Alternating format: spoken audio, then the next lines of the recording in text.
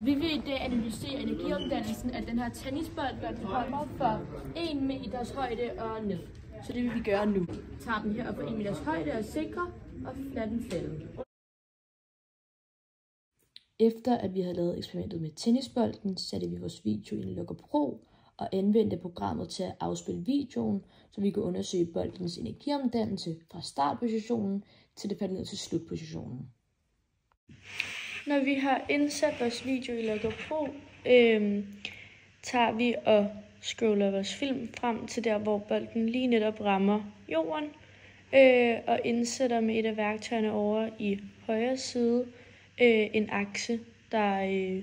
akse for boldens fald. Derefter scroller vi vores film tilbage igen til lige inden bolden bliver tabt, og bruger så igen et værktøj for at vise højden på boldens fald. Derefter går vi over og tager en af de andre værktøjer. Klikker vi bare på boldens laveste punkt hele vejen ned. Vi kan så se, at vi får vores blå punkter, vi laver over i venstre hjørne.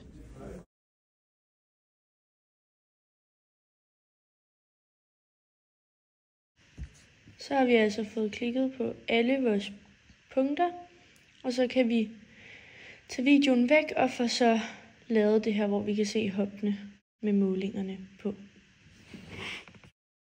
Vi har nu fået noget data, som viser, at vi har holdt bolden oppe i den her cirka 1 meters højde, og den er hoppet op og ned.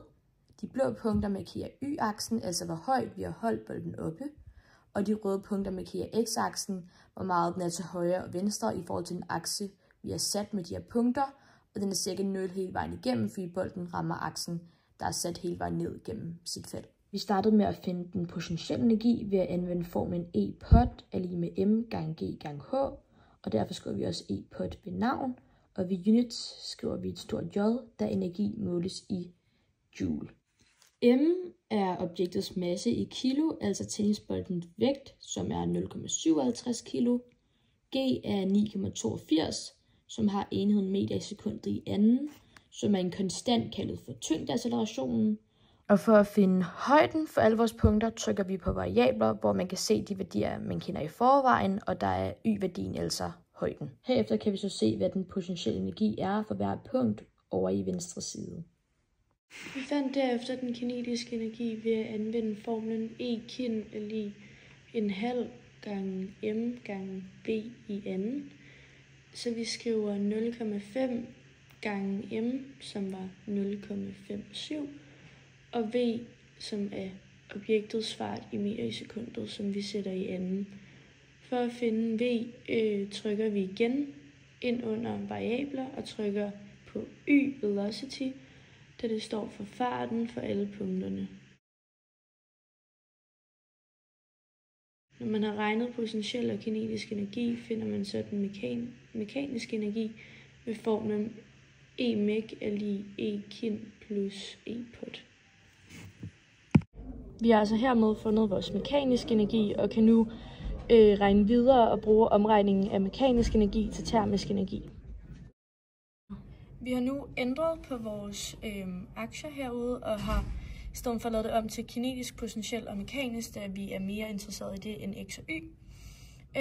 Og så har vi brugt det værktøj, vi ser heroppe, til at kunne aflæse vores mekaniske energi, som vi så både har taget heroppe, hvor der er det mest lige stykke, og nede på andet hop, hvor der også er det mest lige stykke. Derudover så kan vi se, at her har vi vores potentielle energi, som går som forventet, og vores kinetiske energi, som også går som forventet, og så har vi vores mekaniske her, som vi kan se på toppen af begge vores potentielle energier. Og som vi så fra grafen før, kunne vi se, at den totale energi ved start var 5,913 joule, og den totale energi ved andet hop var 3,276 joule. Vi tager altså de to resultater, vi har fået, og minuser med hinanden, så vi får resultatet 2,637. Og det vil så sige, at de 2,637 joule af energien omdannes til termisk energi fra første til andet hop. Og det gør, at E-mech, altså summen af kinetisk energi og potentiel energi, bliver lavere, siden de 2,637 joule bliver omdannet til termisk energi. Vi har derudover også regnet vores resultat i procent. Hvis vi dividerer vores totale energi ved start, som var 5,913 joule, og den totale energi ved andet hop 3,276 joule, som vi kan se hernede, har vi altså fået ca. 55%. Det vil sige, at der er ca. 55% tilbage af den mekaniske energi, og 45% der er blevet til termisk energi. Vi har hermed analyseret energiomdannelsen, mens bolden er i luften, men også vurderet, hvor stor en del af den mekaniske energi, som omdannes til termisk energi, når bolden rammer jorden og hopper.